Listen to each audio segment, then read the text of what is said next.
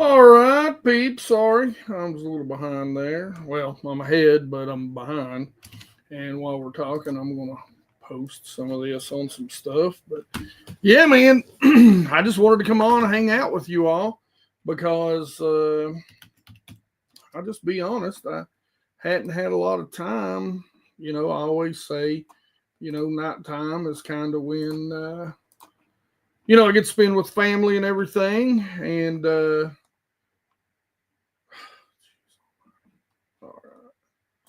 forgive me. I'm not sitting here reading my phone, but I do have to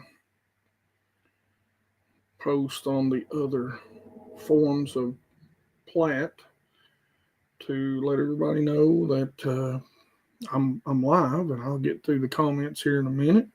Good to see all y'all in here, because again, I am mostly a one man show, or at least a one man show on this.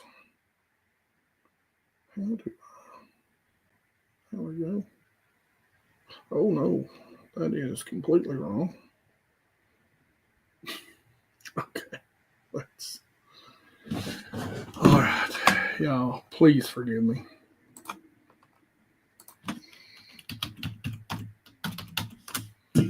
Oh God, don't do that. Why am I?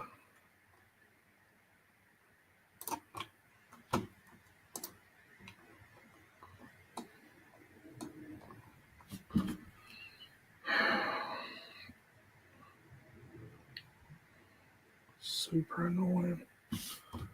What is this? Where is this? Okay, you know what, guys? Y'all just share this out. I just want to sit here and BS with you anyway. I'm not messing with all that.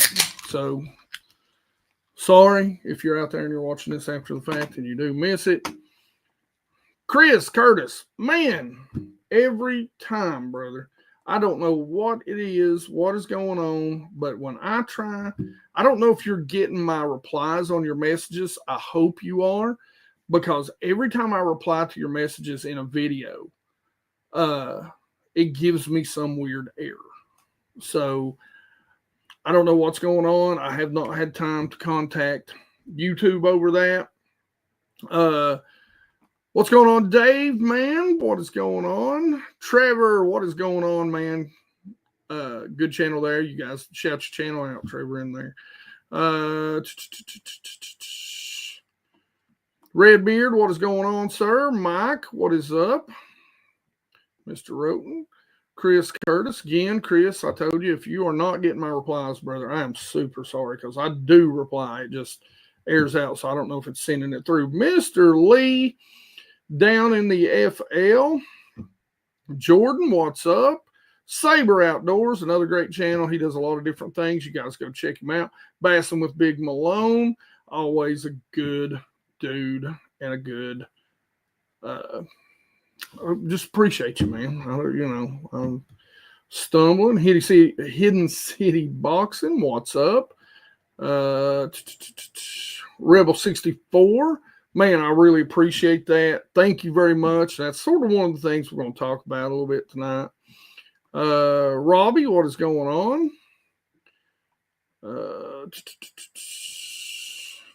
Todd, I just seen you in there somewhere. Todd, what is going on, sir? Eric, what is up, man? From SoCal. Nice. Wade Life, that's cool. What's going on? It was nice meeting you down there. So, geeks, I did want to talk to you a little bit about the hack. I know a lot of you got questions about that, and I thought about doing a video on it. And I was like, I'm just gonna talk about it, and I'm just gonna tell you what happened. So, first off, I know some people were asking, like, "Hey, can we get hacked?" Oh man! And from it, no, you cannot get hacked unless you're me doing something dumb. So what happened to me was there was a company that reached out to me, and when you do YouTube, you'll start almost immediately getting a million. You'll get 100 a week of these fake poser companies that want to come out and want you to partner with them. And for you guys that don't know, I'm actually a network engineer. I'm a computer geek. So I'm pretty good at being able to discern which ones are out there. And just to be perfectly honest with you, I don't know if I should even say this. For the most part, most of the time, I'm not even running, spyware, um, virus software, because I've just been doing it so long that most of the time I know where not to go, I know what not to click on, and I'm pretty good about that. I really haven't ever had anything like this happen to me in the 25 years that I've been in IT. So maybe a little overconfidence, probably, but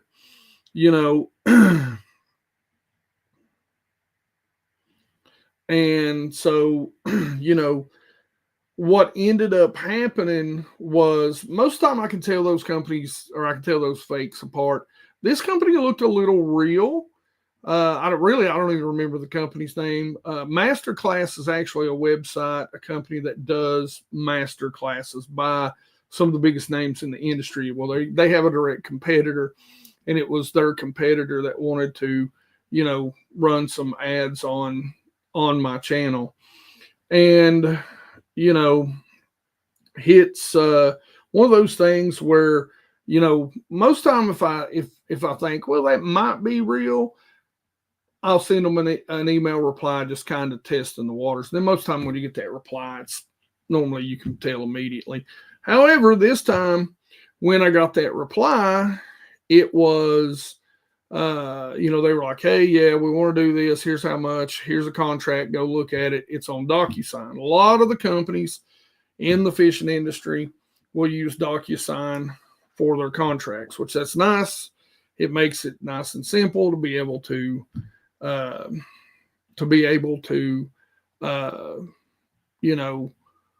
sign those contracts electronically. Well, of course, I go out to DocuSign. It tells me that it's wrong. It asks me for a code. And, it was the website. But I was like, okay, never seen it ask for a code. Put the code in that they provided. And it was downhill after that. So that basically opened a door, let them in the door. It's like a vampire. If you ever watch any old vampire movies, not these fake ones like Twilight. Vampires don't twinkle. But you got to invite a vampire into your house, right? So I invited them, but yeah, so that's happened. We're still recovering from it. I got to give a shout out to YouTube and Google. They got me my Google account back within 24 hours, and within about 30 hours or a little more, I got at least the YouTube channel simulants back. So I was able to get that back. Now, it took probably another 3-4 days before we could root out all of the crap that they put on there. But, it is what it is. And, that's one of the biggest things, I'll say this and then we won't talk about it anymore as far as the hack goes. Right now we're in YouTube purgatory. So YouTube is not pushing my channel out, even though we're getting an above average click-through rate, an above average watch time on the videos. The impressions, which basically is how you can tell how much YouTube is pushing the videos, are, especially in that first hour and that first 24 hours, the first 4 hours are really important. And they're just not pushing them out to people. So I don't know if any of you are getting notifications, or, I'm still in your subscription feed. You might want to go check that. I've had several people tell me that they are no longer, that they went and checked because they haven't got anything from me. I am here. I'm not still hacked. So any sort of, coming to watch, checking your stuff, helping, spread the word, anything you see that you can share, I'd appreciate it. It will help get the word out that we are okay. So, all that being said, For you guys that like fishing videos, man, I got a couple of doozies up there, and Soho green worm time. I hope so. Now, it wasn't going on when I was there last Saturday. It was, and if it was, it is in a very, very few places. Of course, that cold front, I think, pushed them down. So that's what I'm kind of hoping. All right, let me get caught up on the comments and we can get to just BSing. I do want to shout out the podcast that I co-host, Basscast Radio. Listen, guys, there is something coming in the fishing industry that may be a little scary. That podcast drops on Monday. You know, I'm not going to talk about it here, but you need to watch it.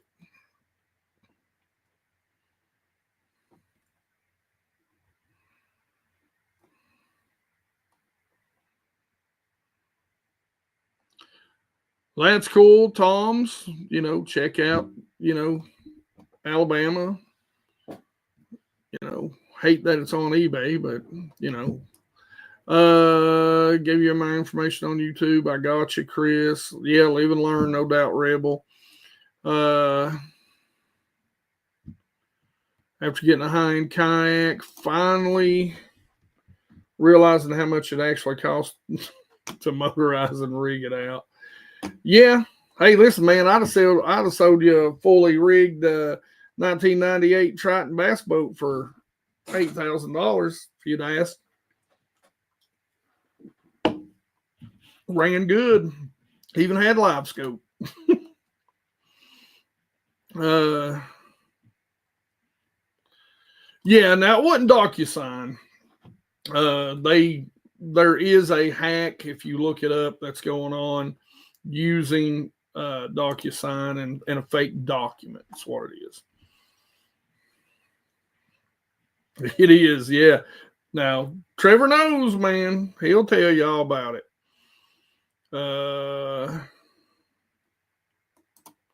No, I'm not missing your comments when I try to comment to you or reply to you, Chris. It airs out. So I don't know if it's actually putting it on there. It's not showing on my side. So I see your comments and I try to reply. I do like and heart. But I don't know if you're seeing my replies. And I don't think it's on your end. So I think it's some sort of weird TubeView glitch. Got a native. That's a sweet rig. Soho green worm, which for you all that don't know, that means that it is smallmouth spawning time on one of my home lakes. Arrow. So are you catching them on the green worm right now? Because I'm going fishing Friday and probably a whole lot of next week. And it will be on Soho. So are you catching them on a green worm? Or are you asking or hoping? Tell me, please. Okay, good, man. I appreciate that. Again,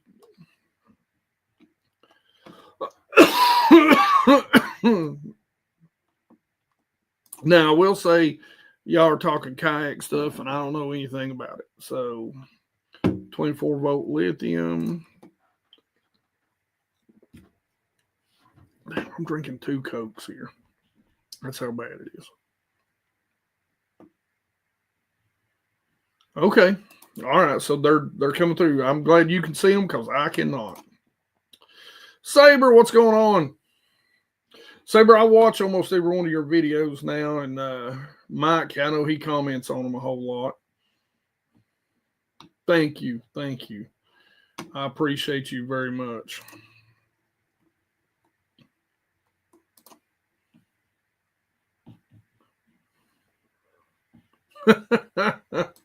Yeah, that's the truth. That's kind of the same way with the boat industry. You can turn a 70,000 into 100,000 real quick. A little more expensive, but Josh, what's going on? Vampires don't twinkle. Well, they don't, man. Come on now. Twilight's, I guess the girls like it, but you can't just rewrite what a vampire does. It's like saying, that, Frankenstein's monster was, a good looking doctor.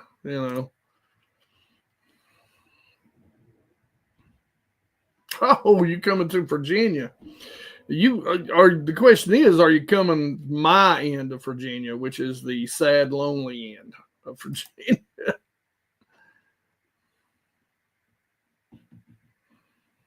Can't car top it. I did sell Ruby, and you know what, man? I'm actually happy as can be. He was a gentleman just up the road from me. He's older. He's retired. Him and his son are going out. I took them out on it. Fell on the boat ramp and about broke my hip like a old man that I am. And so they're having a lot of fun. Hopefully, they're going to go out on South Holston, get a little bit of worm bite on it. So it's good. I hope it brings them as much enjoyment as it brought me over the 20 plus years that I owned it. After you got hacked, one of my shorts was one of the few videos that would come up when I searched your channel. Yes, I do remember that because we finally got YouTube to take the channel down. So because they were doing fake Bitcoin, fake Elon Musk, and they were trying to bring people in to basically steal their daggone money.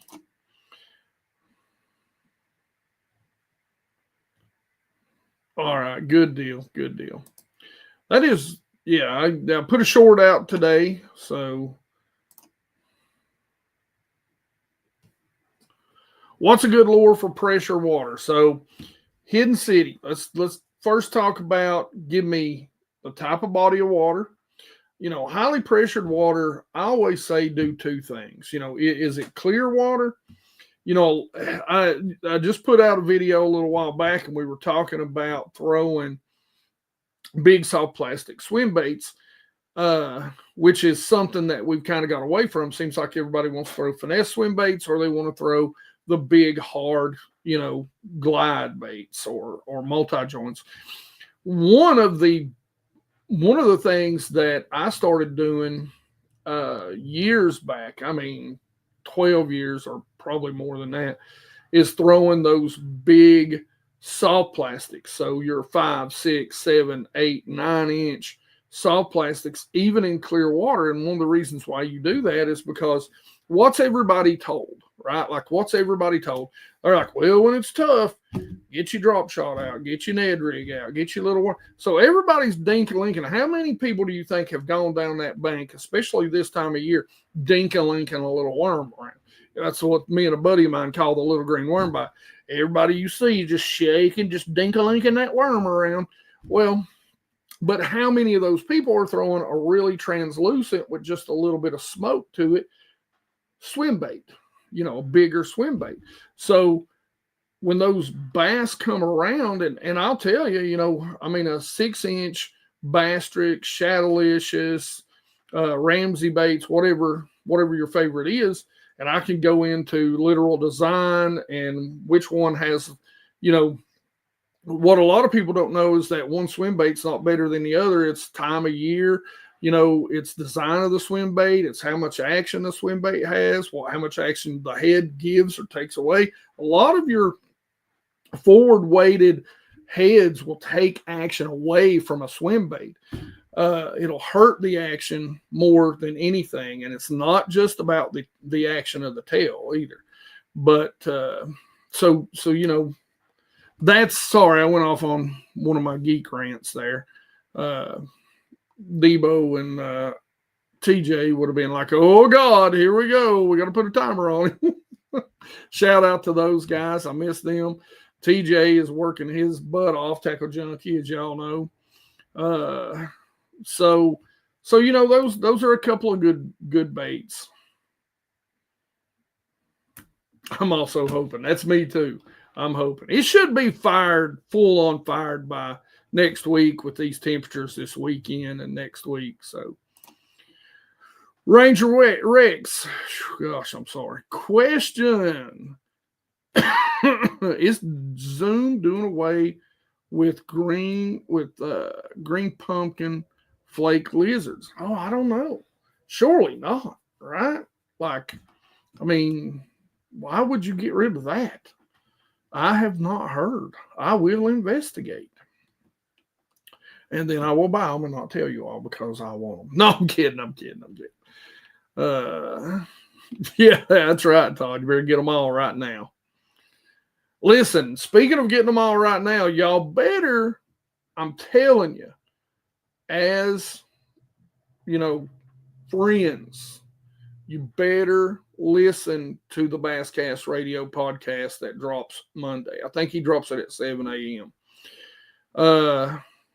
Like I said, I don't want to steal his thunder. It was a very interesting discussion on what is about to happen to the fishing industry based on if the tariffs continue for a period of time. And I'm not telling you to go buy your favorite lures right now, but I'm telling you to go buy your favorite lures right now. Support those small companies because they're probably going to need it. Well, you just got an Eagle Eye 9, and I'm not super sure what to do with it. Strap it in, get a battery, and use that sucker, man. Crawl, wacky, Damiki spinner crank, single paddle tail. Many to choose from based on the time of year. You can about throw the kitchen sink. This time of year, yeah, you're right. You can. It's but you gotta. It's not quite that easy. There's situations. Now, right now, they should be moving up shallow. Should be shallow about anywhere you go. Now, if you're farther down south, and like where Brian is down in Florida, that post spawn may be beating up on you a little bit.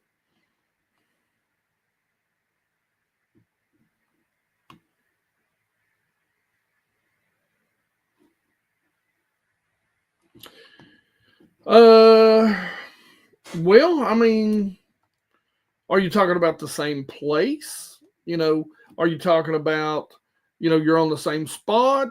Is it, again, type of water matters. That's one thing, I hate to do it, but, I like to ledge fish during the summertime.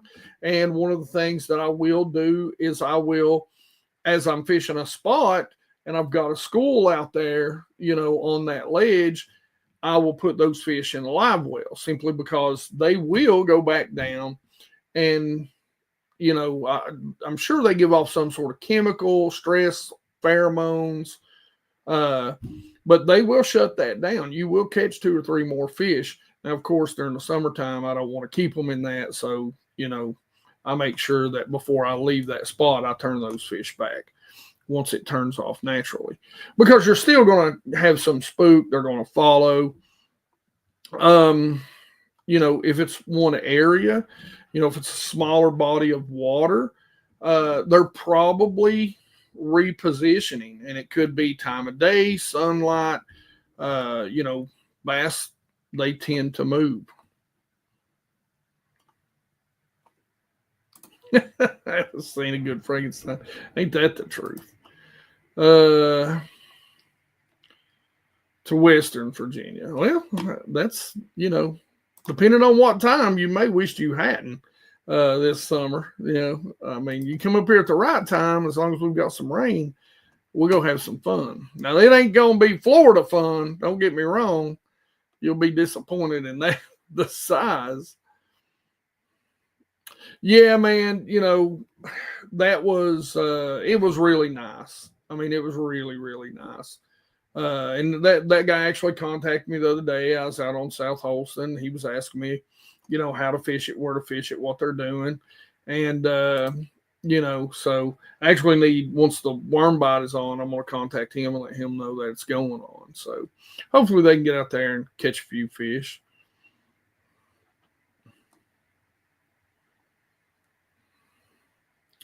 For Shenandoah. You know, I mean, I don't know much about that. If you tell me a little bit about it, though, I mean, what type of cover are we talking about? Grass? Is it a river system? You know, a lot of times I can, you know, break it down for you pretty quick.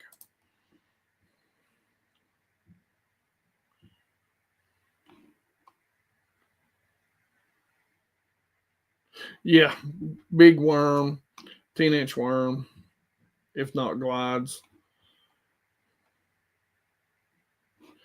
Yeah, if it's pre-spawn, I like them a little more than a pre-spawn. When the shad spawn come up a little bit, especially if you've got gizzard shad. If not, a little bit smaller.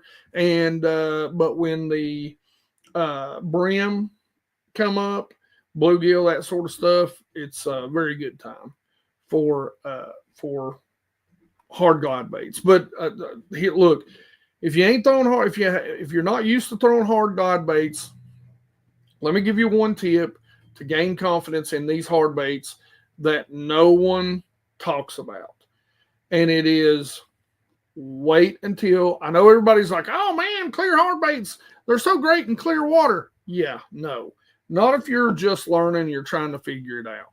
If you know where big bass are, if you understand that bank, understand that lake, and you fished it for a long time, yes, a lot of times in clear days, bluebird skies, no chop, you're going to get a lot of followers and not a lot of biters, and it's going to frustrate you. When you really want to learn, go out there on those days when it might be raining. It's so if you guys seen the video where it says too easy, and we are whacking them on an A rig, and that day is the same day I would have thrown a bigger glide bait. I knew they were up shallow. They were following back to the boat. They were 3 to 5 feet on the bank, and 3 to 5 feet on my bank means they were. I mean, I was throwing an A rig in the dirt. So what that meant was it was cloudy. We had a really nice wind, and we had a little bit of lake turnover, and it dirtied the water up. And those are the sort of things, not necessarily the lake turnover, but just, you know, a little bit of wind is your friend on that. So,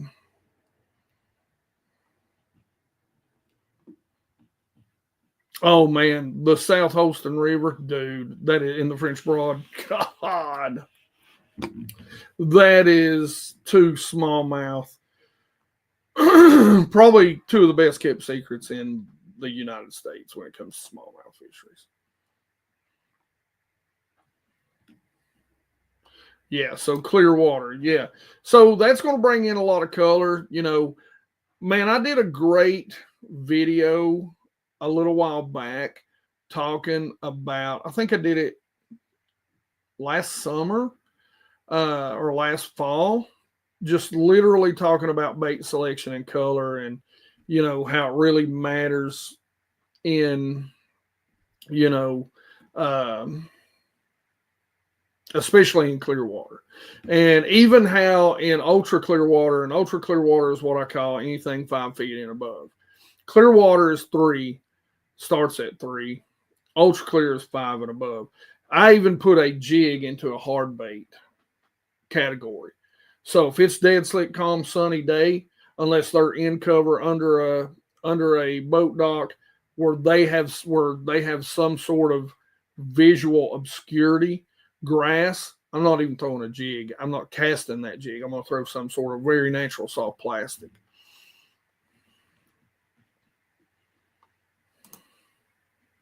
That's a good, that is a very good little depth finder. Yeah, don't sleep on bluegill swim baits. I got a few of them.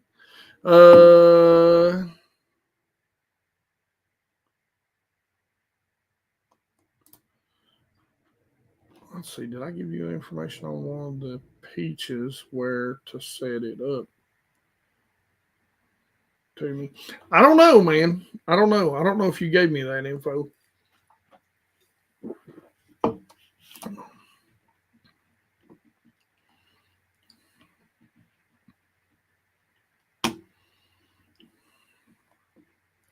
To be honest with you, I have not looked in quite a while, so I'd have to go in and do that. If you want to message me or send me an email, I'll kind of go look at the stats and see what I think and see what people are saying.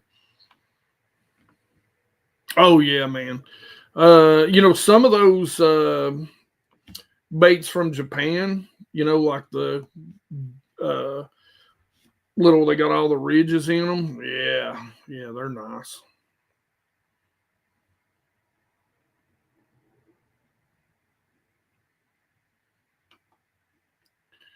Let's see.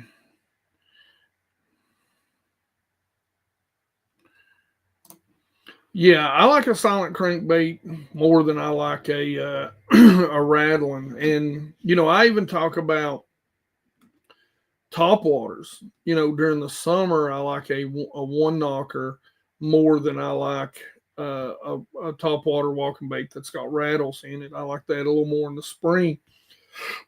In the fall, I seem to do better on like one knocker traps or lipless, as opposed to in the fall I do better on the one knocker. In the spring I do better on the rattles. So it's so, and every body of water is different.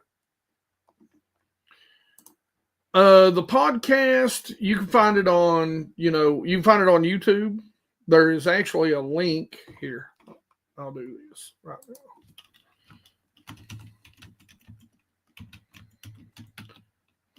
Let me find it. I'll put a link in. But you can get it on, Apple Podcast. You can get it on, anywhere, like iHeartRadio, all those places where you get podcasts at. But here, I'll give you the YouTube link.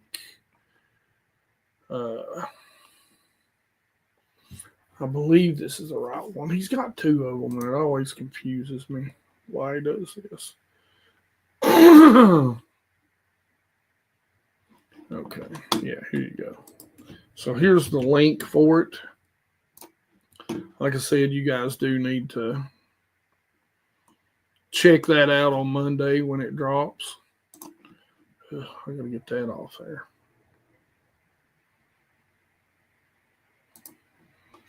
I mean, now I have looked at the hook reveal, and they're a great depth finder. The one thing that I always say about a depth finder is make sure you get. I'm a huge depth finder guy, okay, because I'm still not full time doing this. So when I go out, I want to be able to find fish, because I love fishing, but I love catching. I like to catch fish. That's me. You can love being in the outdoors and all that stuff. I love being in the outdoors and all that, but I want to go catch bass. I want to go catch them. And if I can go catch every single bass in the lake, I want to go do that. So for me, a depth finder for me, good graphs are going to help you do that. Now, they're not going to catch them for you. You still got to figure them out. I don't care what anybody says about, forward-facing sonar. I got a buddy of mine who I brought up, and we sat and stared at a 100-plus fish school for 3 hours, throwing everything we could at them, and we caught one fish out of them. So, they're not going to bite. They're not going to bite. I don't care what you say, what you think. It ain't spotlighting. Spotlighting's 100% kill rate. If you're even a halfway decent shot, forward faces sonar is not. But graphs, to me, spend the most money that you can afford on a graph. And maps are hugely important. So to me, if that hook doesn't have some sort of good mapping system, get it and check and see if it's got your bodies of water. Now, if you're fishing rivers and stuff like that, a little bit different. I mean, if you're fishing rivers, depending on the size and like how deep they are, I don't even know if other than just making sure you're not running up on sandbars or something. I don't know how important they are, that sort of stuff. Yeah, they're price friendly. They're a good I have looked at them before, and they are, for a good bang for the buck. Wait, what happened there?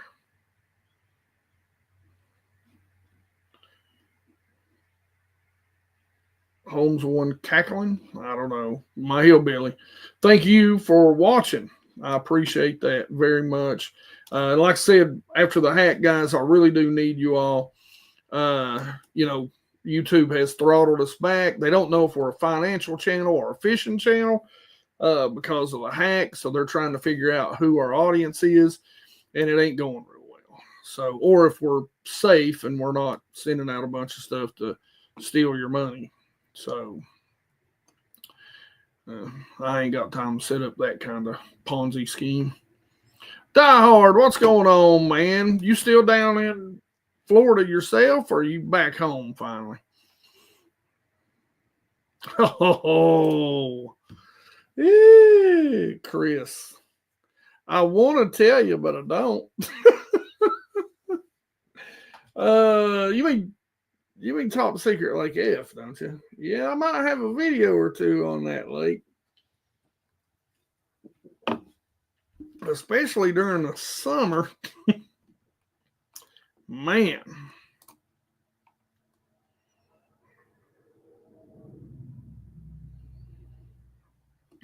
Am I the one Scott Martin got advice?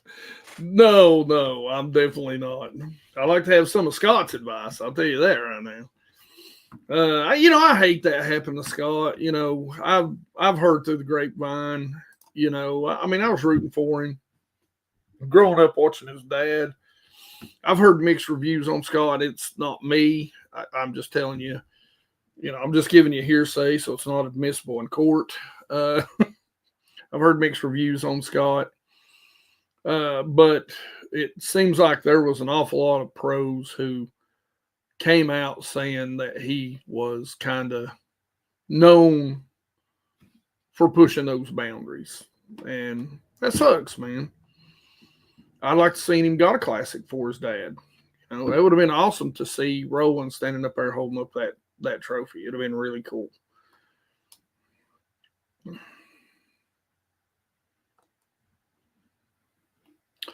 Yeah, that right there sucks. 4 inches of rain coming this weekend. That's a lot of rain to dump. And if you decide to get out on that river before it comes or as it starts, which the fishing will be great then, just be very careful.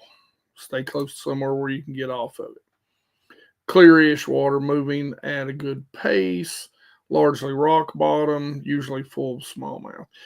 Find those if it's a river type. Yeah, definitely find those current breaks. Those rocks, those wood piles, those bridge pilings, those eddies that are created.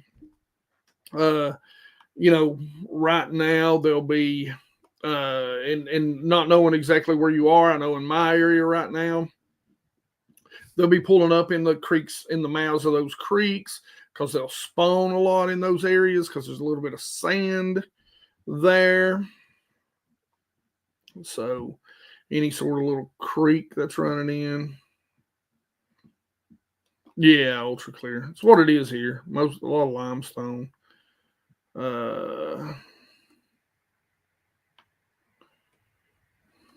Let's see.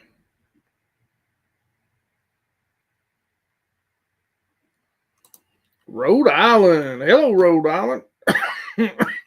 Sorry, man. The pollen is killing my lungs. For y'all that don't know, I don't have the best in breathing lungs. Ice out here, Rhode Island. Southern Mass, my nephew had 52 bass. I have 28 jigs and mega bass. Mag draft for bigger bass. Yeah, definitely the mega bass is a great bait. Man, there's still fish 40 feet deep here where I'm at. And, the lakes I fish are so frustratingly deep and clear with no grass and no real wood.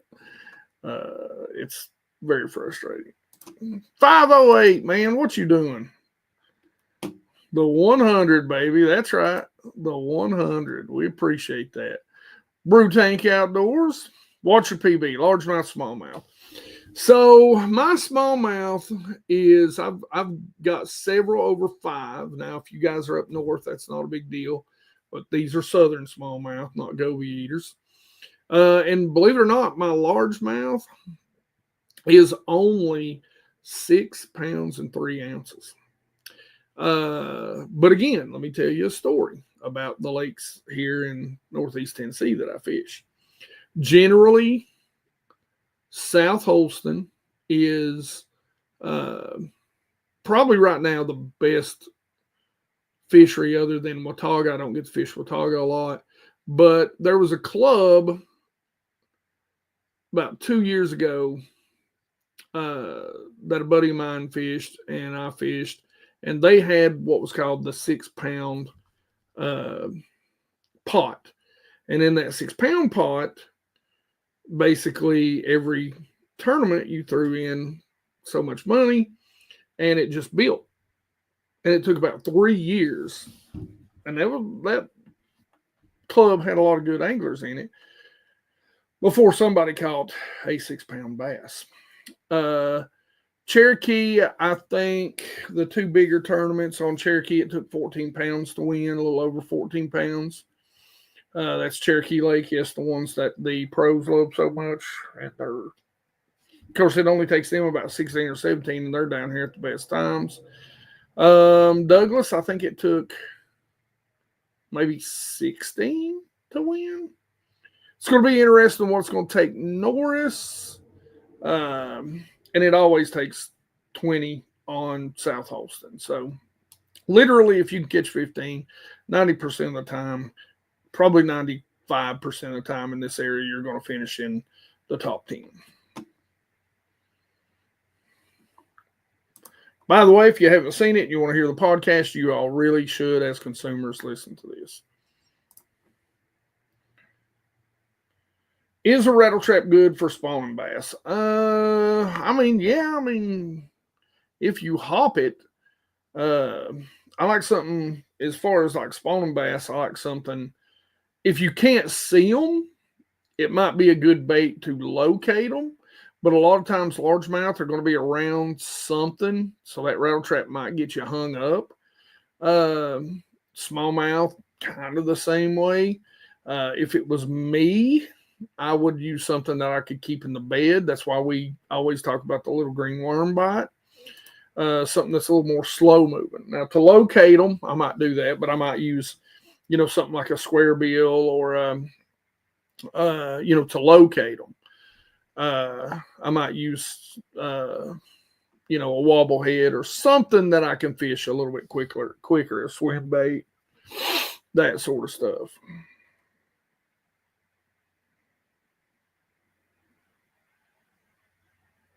Yeah, man, fishing the DMV, he's got a lot of good stuff, good information on the fishing industry. He was on there tonight along with a couple of business owners that when we recorded, now it's pre-recorded, so we recorded it tonight, but it will not be out again until Monday. He drops it on Mondays.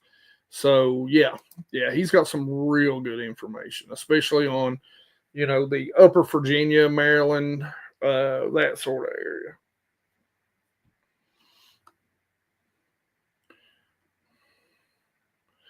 Yak Branson, don't worry about it, brother. Republican, now he says it's great with an even, steady retrieve for spawners. I'm a little different. Everybody's different. That's what makes fishing great. I've started throwing a coal shad, the bigger swim bait. No matter how slow I reel it, seems like it raises too fast. Any tips? There is some weights, some swim bait weights that I think you can get. I don't know if they're on Tackle Warehouse. I know Hookup Tackle has them that you can stick on there that will help you out.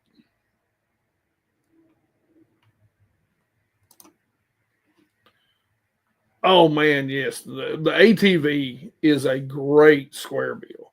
I mean, if you're not throwing that and you're around any sort of cover, you are missing out. That little square bill is impressive. And I don't get an opportunity to throw square bill a whole lot because look, the bass come up in the spring and they're gone. They're out and deep all year, even in the fall. So, or they're over deep water. So we get a very limited time to throw a square bill, but that square bill I fell in love with.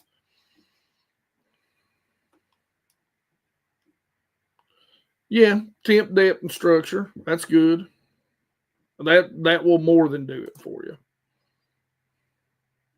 What's up, 508 401 Fishing? Love my Garmins. I love my Garmins too. I love my Garmins. Love them.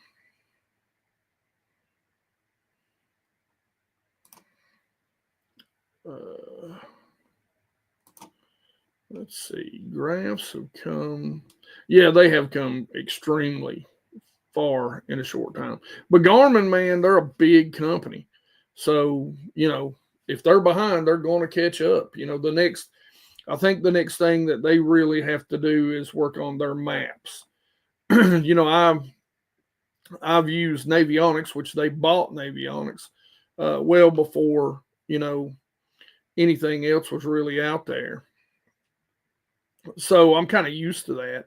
So,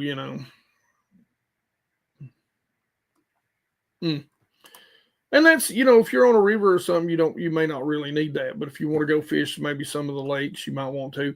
And there are apps that you can get to do that with for your phone too.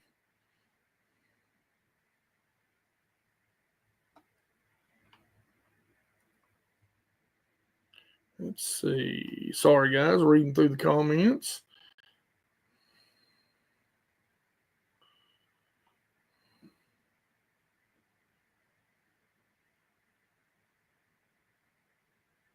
And like I said, only if you need them and only as much as you can spend.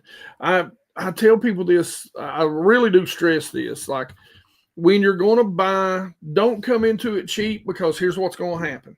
It happens, I swear to God, it happens in kayaks, it happens in boats, and it happens in graphs. What ends up happening is you get this little cheap one, you think, I don't need much. And then you buy it. And then you go 3 months later, 6 months later, it happens every time. Everybody I know, man, they'll go out and they'll buy a bass tracker. And then a year later, they're like, God, I'd really like to have a bass boat because you get blowed around in it. It's small. When, stuff's blowing around. It's the same way in graphs and the same way in kayaks. I mean, everybody has to go through the learning process. I try to save you the time of that process.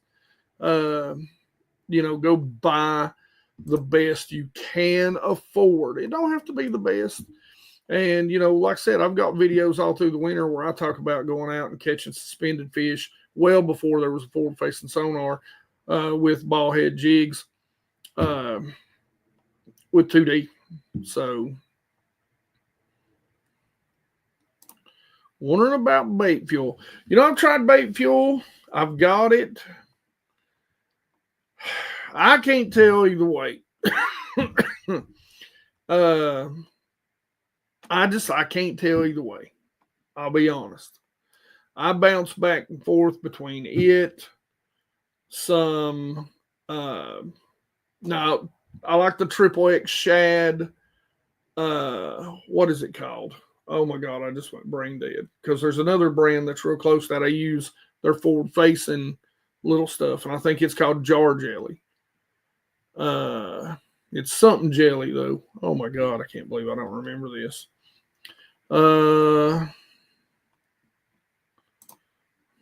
Triple Shot's good. It's going to give you, I believe, down inside imaging.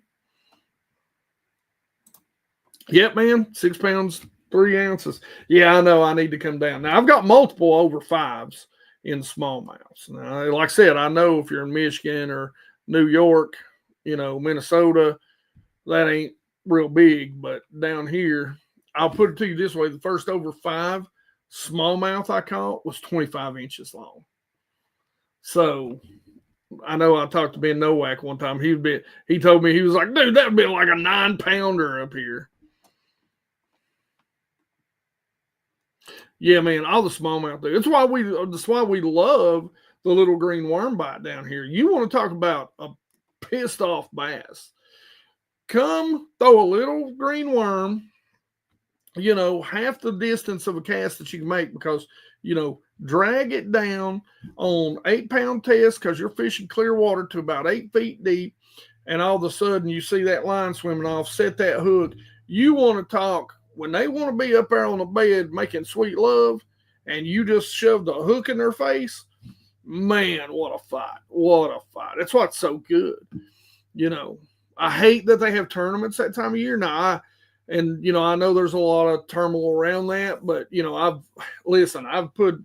I have literally seen, okay, prime example, got a video of it from about, 5-6 years ago. Me and a buddy, Chris, were out there. We catch, I think, about a little over 18-pound bag.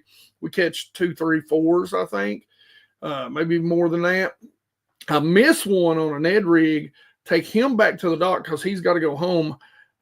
Literally give that fish about 30 minutes. I don't miss him. I hook him, he jumps and comes off. Go back about 30 minutes, catch that fish, release him. You can go down a bank, especially with smallmouth. When you catch them, as long as you release them right back, they will go right back to doing what they were doing. Let's see.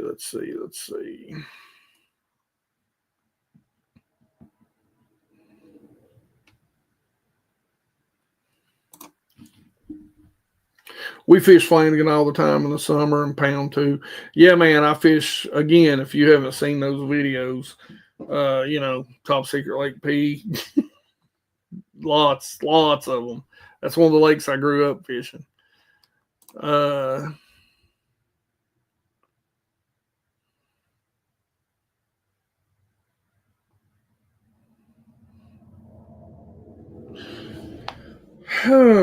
Do you think big water makes big fish? No, I think management makes big fish. I think proper management makes big fish. It's really that simple. I can give you examples of small lakes that have 12-inch bass in them. And, sure, I'm sure there's a 8 in there somewhere or a 10 in there somewhere, but there probably ain't many. But they're overrun with 12-inch, 13-inch bass. And it's because those fish are going to outcompete those bigger bass for forage a lot of times, or there's just not enough forage for them to grow. Big water is the same. If you don't have the right mix of forage to bass, and this is where that lake that I'm talking about, I literally wrote an article for a newspaper one time. I did a little, God, man, that's been 20 years ago. And I literally explained that catch and release was killing that little lake, and that it really needed to start having some bass taken out and beheaded and put in the frying pan. I know that sucks and people freak out over that, but we are the predator. We are the ultimate predator. So they're not just going to die off on their own unless they get disease, and then that ain't helping nothing.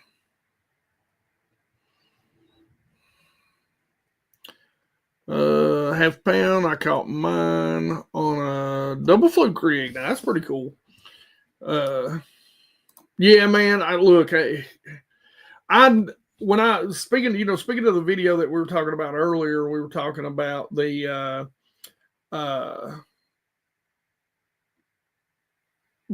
bigger soft plastic swim baits. When I was first learning how to catch fish on those, it's extremely important. Like, I cannot tell you, no matter if it's like a bass trick shell, it's just no matter what it is, if it's a treble hook, I'd even say on a treble hook.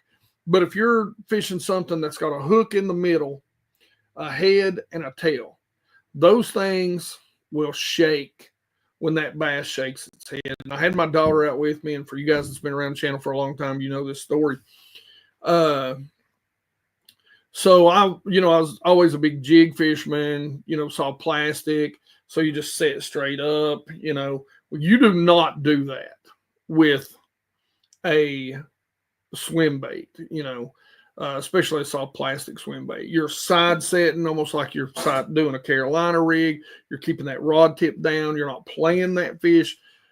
Like I said in that video, I can't tell you how many people that I've taken out and taught them this, taught them how to ledge fish, that sort of stuff. And what ends up happening is they'll try to play. They'll feel that fish tug. And, you got 15 to 20 pound test. It's open water. You just crank them in, because if they get their head up and they shake, I remember seeing this fish come up, and I know his mouth had to be that big, and I was like, oh my God. And I seen him shake, and I could see the swim bait. Literally, the head was 3 inches down in his mouth, and I just remember seeing him shake and that swim bait go right out. And I was like, my daughter looked at me and she goes, that was the biggest mouth on a fish I've ever seen. I was like, yeah, me too. So I love you, hon, but you didn't make me feel no better. Yeah, go get some of that. You might be able to get a little bit from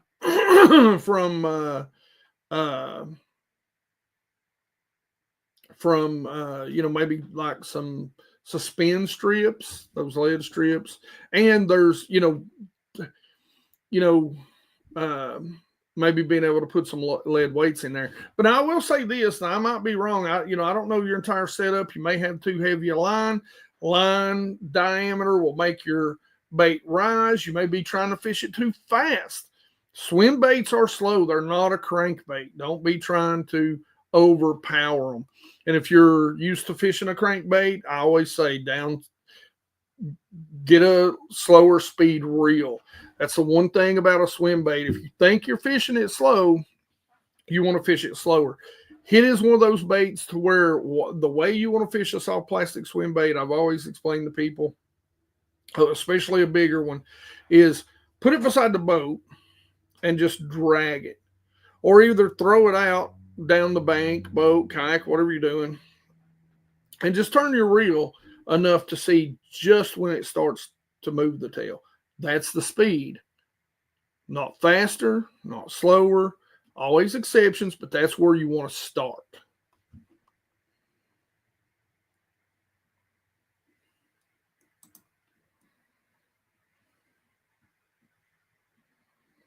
Nice. I do once in a while, especially on the. I'll really be using some finesse tubes. I'll have a couple of rods out, and if I feel like there's a bass around a tree, because I'll use an Ed rig, I like an exposed hook, so I'll either just run a tube head up in it right now. I really like it this time of year because everybody's throwing a little green worm, and I think you can get away with throwing a really small finesse tube and get some bites. And if it's around something, actually, I think I got a video that either I did or I was thinking about doing about finesse rigging or stupid tube rigging a finesse, and so that's another way I like to do it.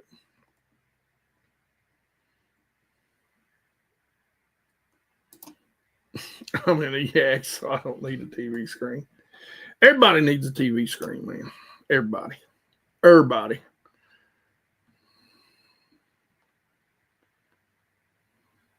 K9. Listen, guys, I can't stress you enough on that. Take this man's word right here. I'm telling you, K9 line. 10%. I say it all the time, 10%. I've known Kelly for years, the owner. Kelly Albert, he's a great guy. Believe it or not, it is a Japanese what's it called? Line. So just so you know.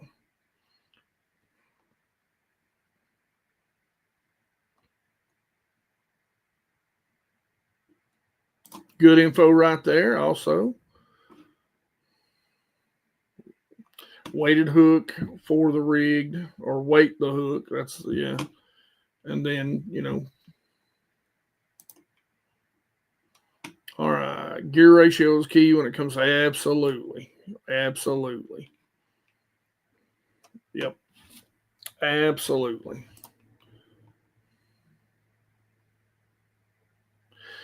I don't know, man. Like, I was pretty dead set that I was going, and we may still go, but I swear, I cannot stress to you enough to go watch the video, the Basscast, or listen to the podcast Monday.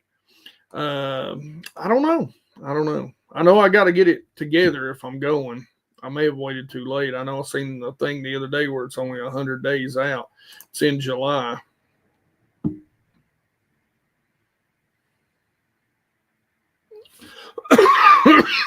Yeah, that's I gotta give Todd a huge shout out. That's a great trick right there.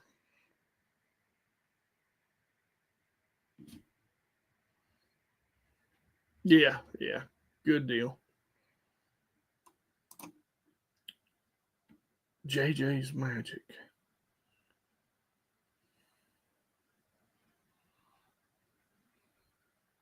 Smelly jelly.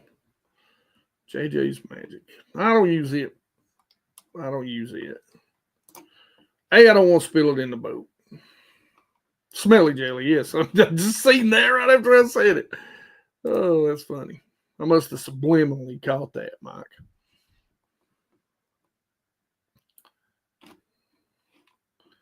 Let's see, Hank. What would be a good first bass boat? I was looking at a bass tracker. Now I'm second guessing it. I mean, number one, don't spend more money than you're comfortable spending. Bass trackers make great boats. They do. And it seems like somebody told me that they've came out with like a literal tournament rig now. So maybe look into that. If it's me, any of the old Tritons, old Rangers, they're going to hold their value well. I love my Camus. If you can find some of the old ones there, older ones. I mean, I don't know what your price range is. So in the boat industry, here's sort of the rule of thumb.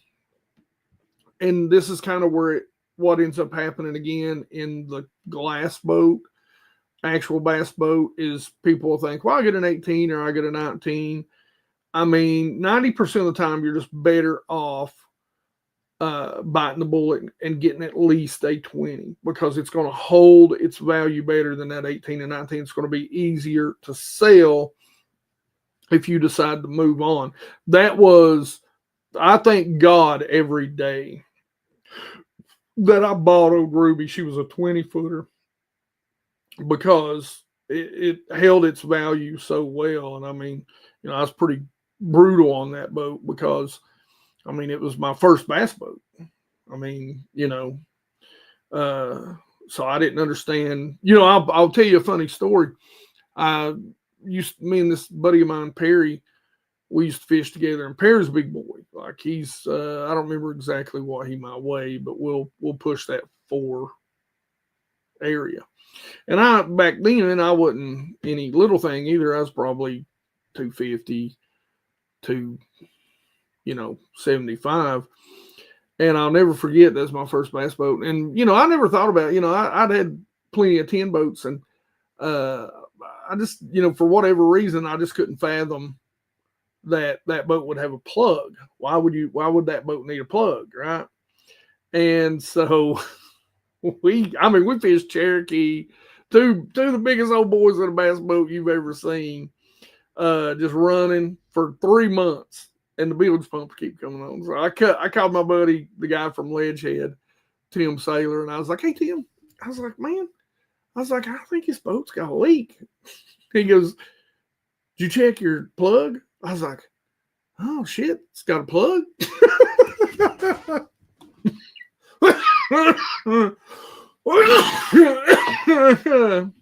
So yeah, there's that story.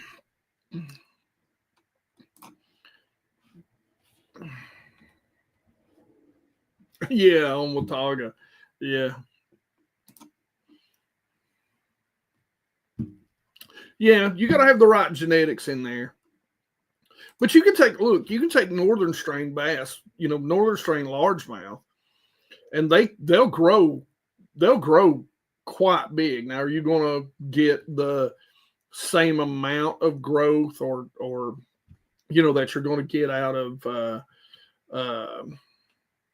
Florida strain or an F1? Yeah, definitely not.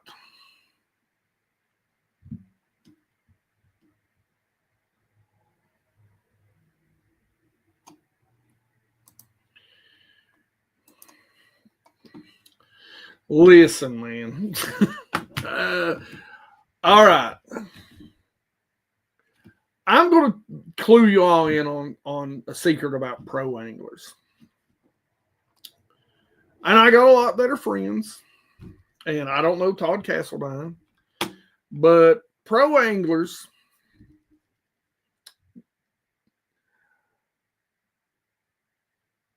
I'm not going to say they get a lot of information from people, but I think pro anglers get a lot of credit for things that they shouldn't, because 90% of the time, either in their location or people they know through people, and I've seen this happen. This is not me talking out of turn or hypothetically. They learn about techniques or tricks, or they relate it to tournament fishing. So yeah, if you're fishing for bass, I mean, look, here's what I say about any argument when it comes to fish care. Okay, I'm all for fish care, number one. But like I was saying earlier, you've got a cull. Catch and release, 100% catch and release is bad. It's bad. It's bad. Any pond management, go talk to them. They'll tell you. You've got to cull. And you've got to cull a lot of fish to grow good fish. So my biggest thing when it comes to fish care is, okay, so, and I'm not saying don't take care of them. I take care of them. I want all my fish that when I release them, I want them to be good. But here's the one thing that I argue about that point. At what point do we say, where's the line? Where's the line? Because there's also a study, and there's a study to prove anybody right anywhere. But there's also a study out there that says anything. Who was it? Bass Fishing HQ, maybe? Anyway, he talked years ago about a study where 30% of catch and release fish die. So at what point do we go, oh, we're killing fish, let's just ban fishing? I mean, that's, we got to take care of as much of the resource as we can. I 100% agree. I'm not arguing against that. But as long as there's little green worms and there's smallmouth, and I ain't catching them on a tournament, I'm going to go stab them in the face with a hook. I don't care what Todd Castledine says. It won't change my mind, I promise.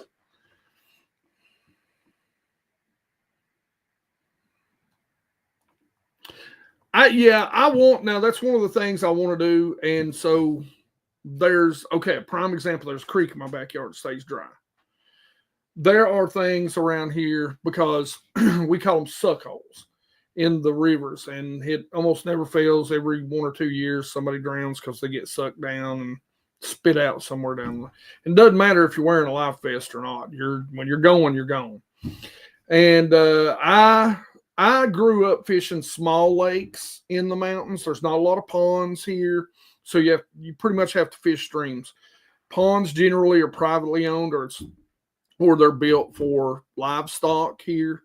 And so on the Virginia side, it flattens out a little bit on the Tennessee side, and there are a few more ponds. So, and getting into them on the Virginia side, people don't call the cops or come out there. They just come shoot you, and then they call the cops. It's like bang, bang, bang. Well, this guy was out here, and he had all kinds of weird stuff. I don't know what he was doing, but I shot him 3 times, officer. He's trespassing. And they're like, okay, call the gurney. Get the meat wagon. We're going to load him up. He was trespassing. They don't care.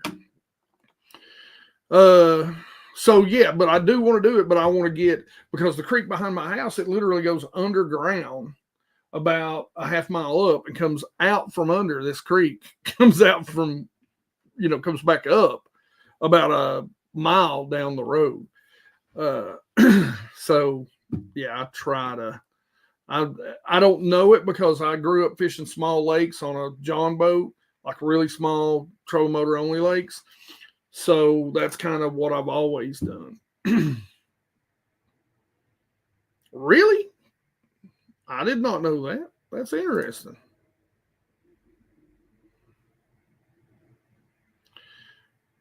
Oh, yeah, wait. I do know that. Yes, sorry. Tennessee. I got caught up there. Wade life. But yes, I would love to do some wade fishing. There's a couple of small, like I'm going to go catch dinks, but I think it'll be a blast, little smallmouth on some light line. That'll be fun. But I want to take somebody who knows the river, knows the area, so I'm a little safe.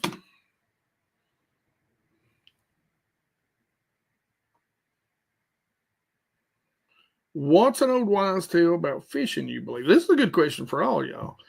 Mine is first cast curse. If you catch a fish on your first cast, you won't catch anything else. Yeah, I kind of believe that one because I've had it happen. So, yeah, I literally had that happen last year. That sucked. Thought it was going to be a great day, and it wasn't. So, yeah, that, I kind of believe the thing about getting the net out. That's why you probably never see me with the net. Because, like, if you get it out before you catch one, then you're like, no, you're not going to catch any now.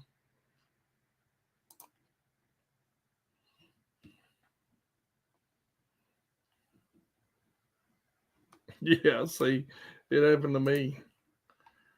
And I don't have a lot of superstitions, about that sort of stuff.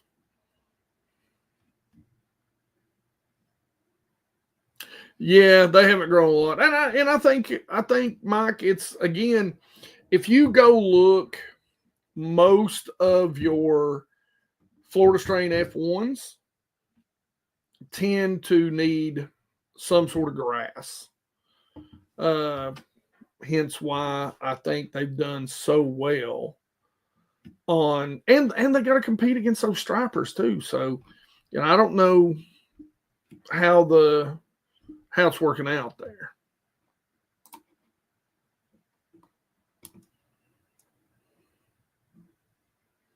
That's cool. Man, Pickwick. Holy cow. If they just got Florida strain, what's that say about that fishery? Because it's already good.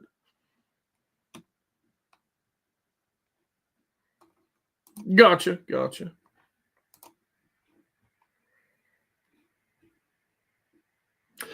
I will agree with that. I do 100% agree with that. Catching males is worse. And I'll tell you something about catching females, really catching late fry garters, because what you got to remember is that the females come up and leave.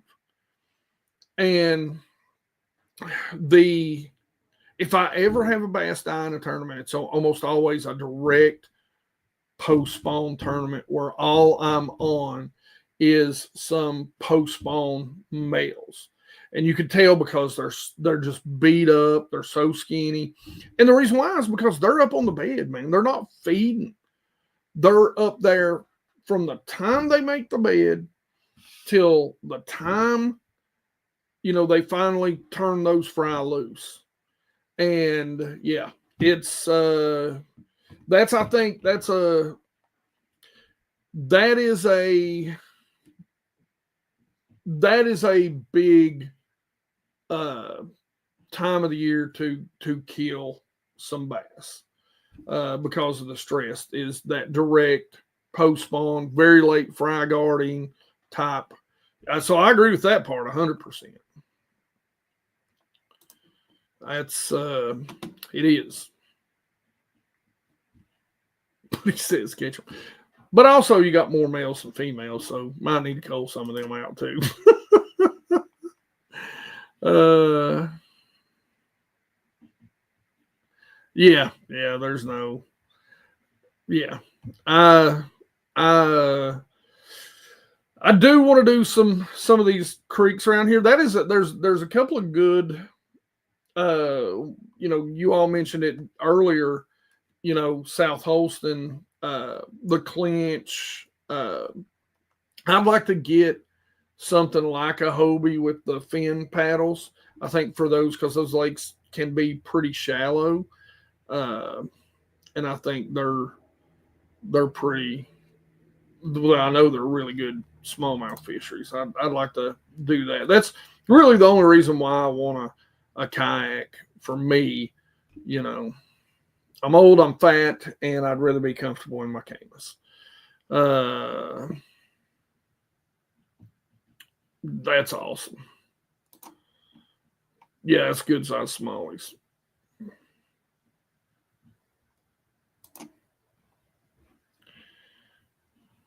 Several lakes in Tennessee have been stocked. Yeah. See, the thing of it is up my way, like Watts Bar, Nickajack, Fort Loudon, and in Watts Bar they haven't taken off like they did in Chick. I don't know how Nickajack's doing. Uh, Loudon, lousy Loudon. That's what I call that lake. Kentucky Lake, that's interesting, especially with all the carp. I would figure that would, I don't know, it kind of surprises me. Browns Creek, I don't know much about it, but Watts Bar they haven't taken off, and a lot of tournaments allow you to lock, so they brought those Florida strain up from Chick for ever and a day. So I don't know. Fort Loudon, Tellico, if you know. Yeah, I'm with Saber. I'm going to have to roll out. Hey, again, please, guys, please, please, please, when you get the notifications or when you see the videos come out, please watch them. We really are in YouTube purgatory right now, and the core group of you geeks are really what's allowing us to get the views that we want. So that core 2,000-3,000 of you guys is about all the views that we're getting right now. And not that that's bad. I'm happy. I appreciate it. But before the hack, I mean, we were pumping out videos that were 8,000-10,000. So please, please, please help us out. Yeah, you don't really want to fish in East Tennessee, to be honest.